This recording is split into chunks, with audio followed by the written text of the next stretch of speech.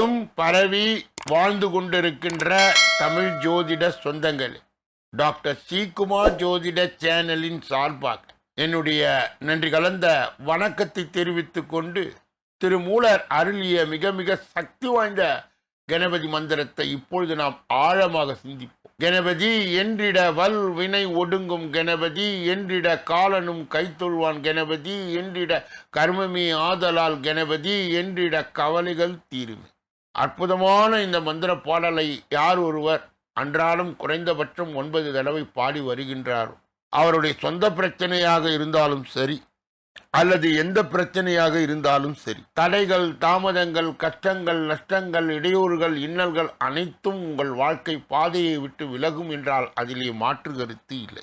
கணபதியினுடைய தொகுப்பில் இருந்து நாம் இன்றைய தினம் எடுத்துக்கொண்ட குறிப்பு, கணபதி மந்திரங்களை பிரம்ம முகூர்த்த வேலை எனப்படும் அதிகாலை 4:30 முதல் 6 மணிக்குள் உச்சரிப்பது மிகவும் நல்லது என கணேச உத்திரதாயினி உபநிஷத்தில் கூறப்பட்டுள்ளது. அன்பர்கள் இதை மனதிலே நிலைநிறுத்தி அவரை தொடர் நிலையில் வணங்கி வர அத்துணை விதமான நன்மைகள் நடப்புக்கு வரும் என்பதில் எந்தவித வியப்பும் இல்லை. இரண்டாவது பகுதியாய் திகழ்கின்ற இன்றைய நாளின் விசேஷ தன்மையும் பஞ்சாங்க குறிப்பையும் இப்பொழுது நாம் காண இருக்கின்றோம்.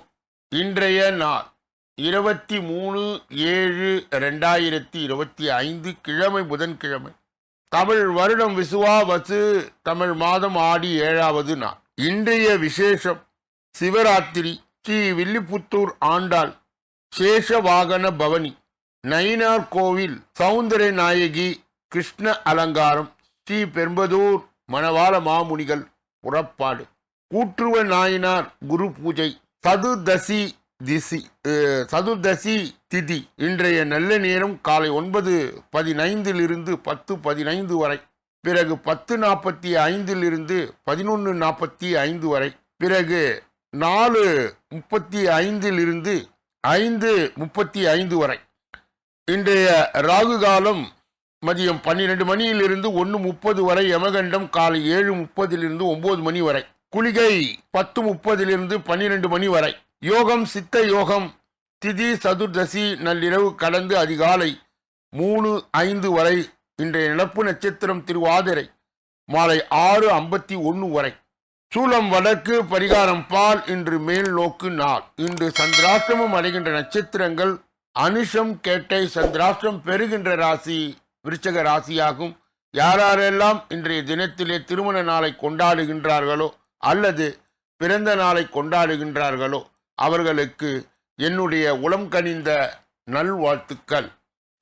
மூன்றாவது பகுதியாய் திகழ்கின்ற பரிகாரங்களும் பலன்களும் என்ற அற்புதமான இந்த பகுதியிலே நாம் இன்றைய தினம் எடுத்துக்கொண்ட தலைப்பு, இணை பிரியா தம்பதியாய் வாழ இணைக்க வேண்டிய ஜாதகம் எது? ஒருவரது திருமணத்திற்கு முன்பு எத்தனை ஜாதகம் வேண்டுமானாலும் பார்க்கலாம். ஆண்களாக இருந்தால் பெண்களாக இருந்தால் ஜாதகத்தை பார்த்து இணைத்தால் வாழ்வில் சிறந்து விளங்குவார். ஒருவருக்கு சந்திரன் ஆட்சி உச்சம் பெற்றிருந்தால் அவருக்கு அன்பு ததும்பும் மனைவி கணவர் அமைவார். ஒரு பெண்ணின் ஜாதகத்தில் சந்திரன் 10 இருந்தால் அவர் மனைவியாய் வந்த முதல் குடும்ப நிலை உயரும். சந்திரனும் குருவும் இணைந்து கேந்திர கோணம் பெற்றிருந்தால் ஆண் பெண் இருபாலருக்கும் திருமண வாழ்வு சிறப்பு. மீன லக்னமாய் இருந்து செவ்வாய் வீட்டிலே மேஷத்திலே ராகு இருந்தார், துலா லக்னமாய் இருந்து விருச்சகத்திலே ராகு இருந்தார், அந்த ஜாதகரை இணைப்பதில் யோசித்து செய்யவேன். தாரத்தின் எண்ணிக்கை கூடும். அதுபோல ராகுவும் சுக்கிரனும் இணைந்திருக்கும் ஜாதகத்தை தேர்வு செய்து இணைக்க வேண்டும். குருவும் செவ்வாயும் சமசப்தம பார்வையாய் அமையக்கூடாது. குரு செவ்வாய் சுக்கிரன் இணைந்து அல்லது ஒன்றுக்கொன்று கேந்திரமாய் அமைவது. குரு சுக்கிரன் இணைந்து இருக்க அதற்கு கேந்திரத்திலே செவ்வாய் இருந்தாலும் திருமண வாழ்க்கை மகிழ்ச்சி அளிக்காது. ஆண் பெண் இருவரின் ஜாதகத்தில் சனி ராகு இணைந்தோ அல்லது சமசப்தம பார்வை பெற்றோ இருக்கக்கூடாது.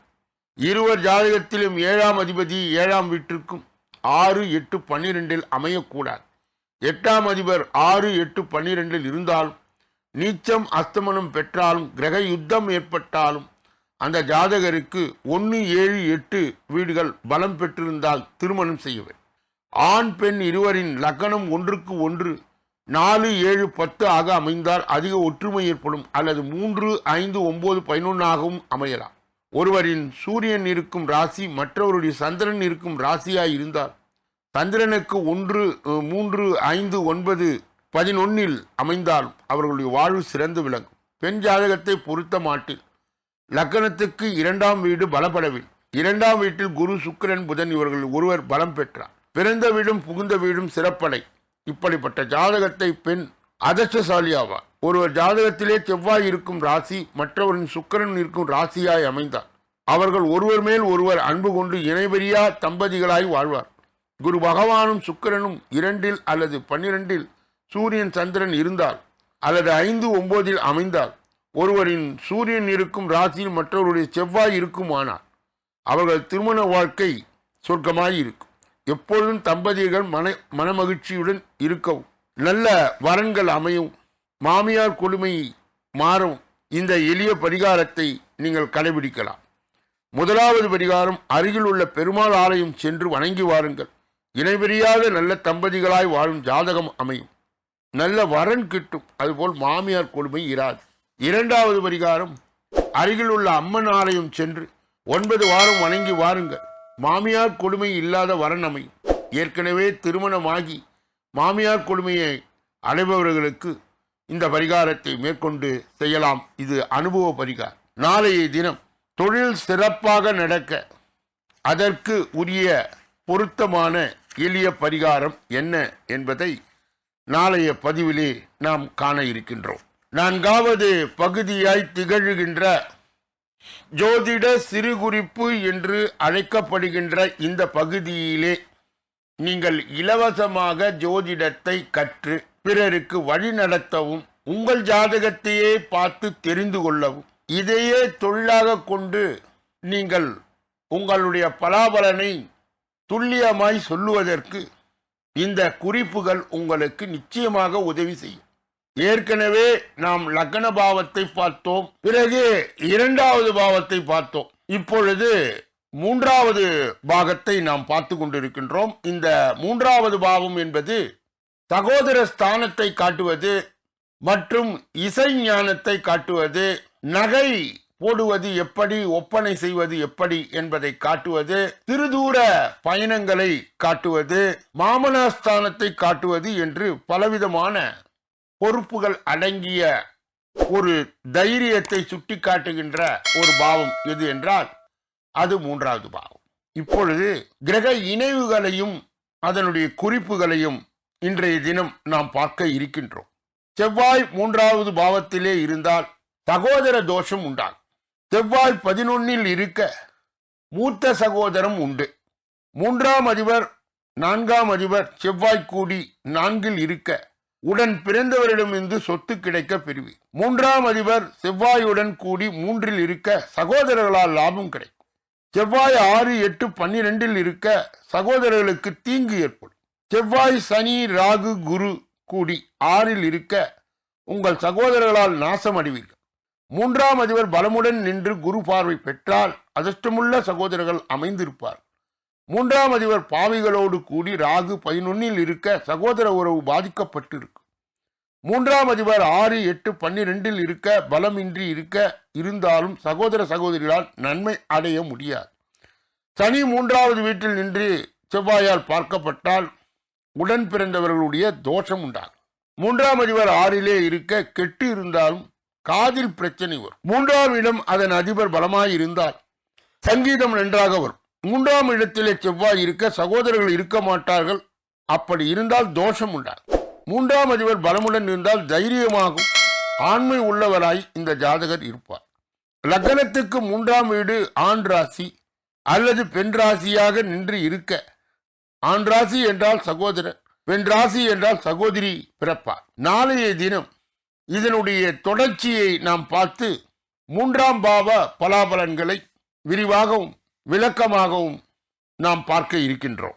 5வது பகுதியாய் திகழ்கின்ற கோச்சார சிறுகுறிப்பு என்று அழைக்கப்படுகின்ற இந்த பகுதியிலே நாம் இன்றைய தினம் எடுத்துக்கொண்ட தலைப்பு தொகுப்பு என்னவென்றால் பூசத்தில் சூரியன் பெயர்ச்சி, சூரியனின் நட்சத்திர பெயர்ச்சி. 5 ராசிக்காரர்களுக்கு பணக்கார யோகம் ஆரம்பம், வெற்றிகள் குவியும். சூரியன் இப்பொழுது கடகராசியிலே சஞ்சாரம் செய்து கொண்டிருக்கின்றார். அவர் பூசம் நட்சத்திரத்திலே பெயர்ச்சியாகி இதனால் சில ராசிகள் மீது வெற்றி மழை பொழியும். அந்த அதிர்ஷ்ட ராசிகளை பற்றி இந்த பதிவிலே நாம் காணலாம். கிரகங்களின் ராஜாவான சூரியன் நம்பிக்கை, மரியாதை, தலைமை பண்பு மற்றும் ஆற்றலின் காரணியாய் கருதப்படுகிறார்.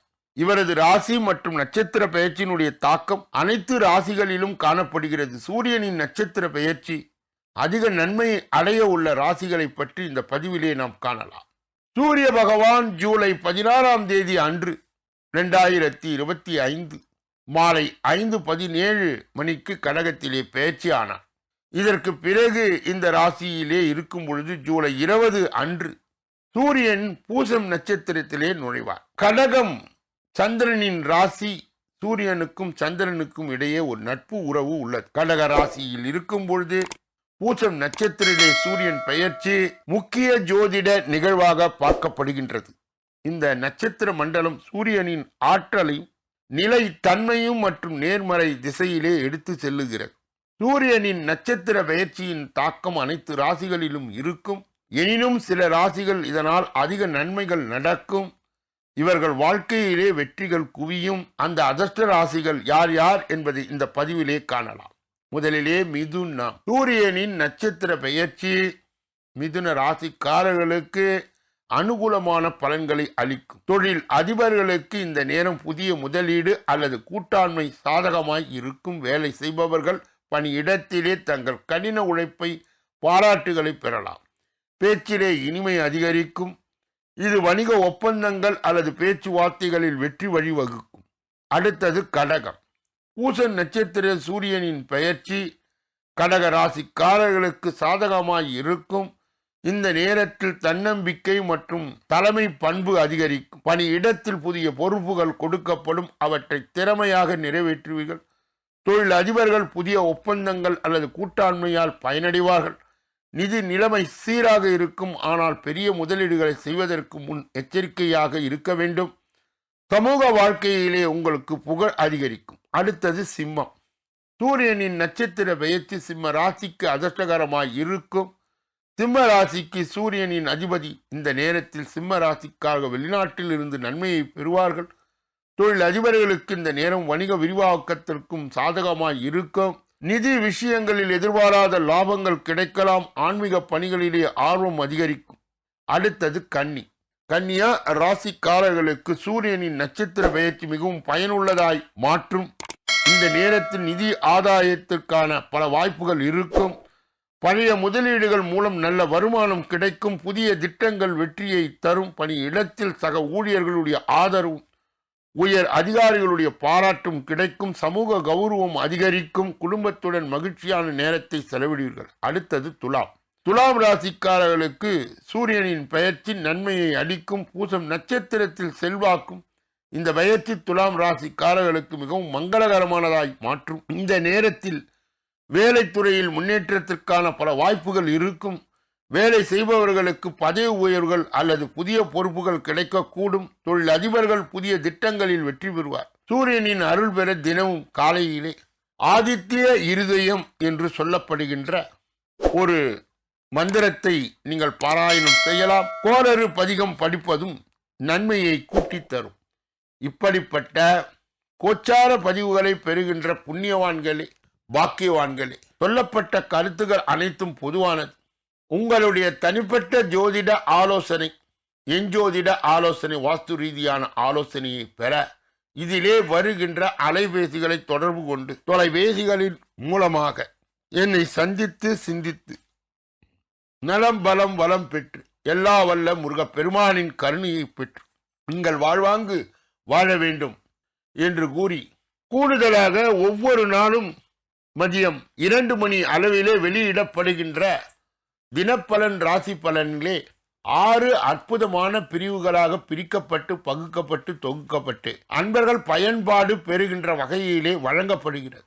அதை பெற்ற அந்த நன்மையை பெற்ற நீங்கள் உங்கள் உண்மையை மற்றவர்களுக்கு, குறிப்பாக நண்பர்களுக்கு, நலன் விரும்பிகளுக்கு, ஜாதி ஜனங்களுக்கு, சொந்தங்களுக்கு, பந்தங்களுக்கு, அறிந்தவர்களுக்கு, தெரிந்தவர்களுக்கு, உற்றார் உறவினர்களுக்கு நீங்கள் அதை பகிர்ந்து உங்களுடைய புண்ணிய வங்கியிலே புண்ணியத்தை உயர்த்தி கொள்ளும்படி தாழ்மையுடன் வேண்டி, இப்பொழுது நாம் பார்க்கக்கூடிய ஒரே கடைசி பகுதி 6வது பகுதி. அந்த 6வது பகுதியிலே நாம் பார்க்க இருக்கின்ற தொகுப்பு என்னவென்றால் 12 ராசிகளுக்கு உரிய பொது பலனையும் 27 நட்சத்திரங்களுக்கு உரிய தனிபலனையும், எந்த ராசிக்கு எந்த நட்சத்திரக்காரர்களுக்கு சந்திராஷ்டம தினம் என்பதையும் அறிந்து புரிந்து கொள்ளப் போகின்றோம். இப்பொழுது ஒவ்வொரு ராசியாக அதனுடைய பொது பலனை நாம் ஒன்றன் பின் ஒன்றாக பார்க்க இருக்கின்றோம்.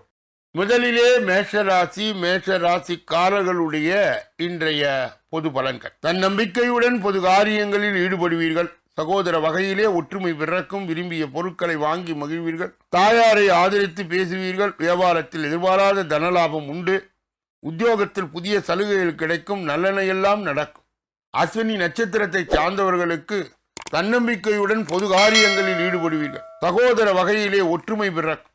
பரணி நட்சத்திரத்தை சார்ந்தவர்களுக்கு விரும்பிய பொருட்களை வாங்கி மகிழ்வீர்கள். தாயாரை ஆதரித்து பேசுவீர்கள். வியாபாரத்தில் எதிர்பாராத தனலாபம் உண்டு. கிருத்திகை நட்சத்திரத்தை சார்ந்தவர்களுக்கு உத்தியோகத்தில் புதிய சலுகைகள் கிடைக்கும். நல்லெண்ணெல்லாம் நடக்கின்றன.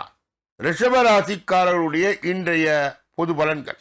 குடும்பத்தில் ஒற்றுமை பிறக்கும். மற்றவர்களுடைய மனநிலையை உணர்ந்து பேசும் பக்குவம் உண்டாகும். காணாமல் போன முக்கிய ஆவணங்கள் கிடைக்கும். பயணங்களால் புத்துணர்ச்சியை பெறுவீர்கள்.